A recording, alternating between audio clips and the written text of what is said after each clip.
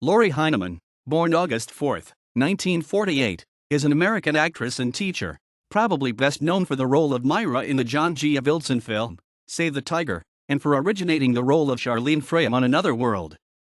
Currently she teaches Shakespeare and other classics to homeschoolers, and runs workshops at libraries and private events throughout New England and in New York City.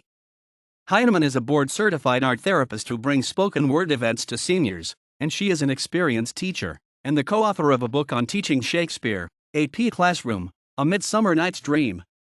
She played Sharlene Frame Watts Matthews from 1975 to 77 and was awarded the Daytime Emmy Award for Outstanding Actress in a Daytime Drama Series in 1978. Heineman starred in the miniseries Loose Change, also starring Christina Rains.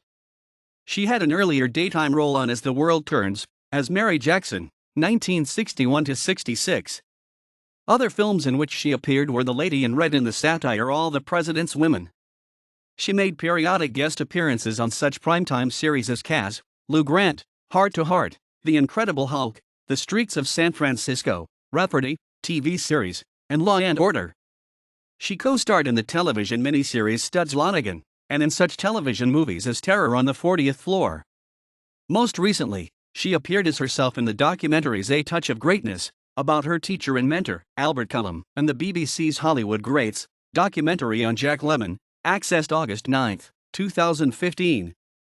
Heineman appears as Constance M. Sweeney, a judge at the center of the clerical sex abuse trials in the film Spotlight.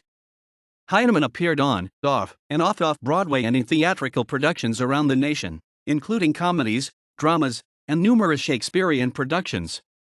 She was an original member of the improv group, The Proposition, also starring Fred Grandy and Jane Curtin.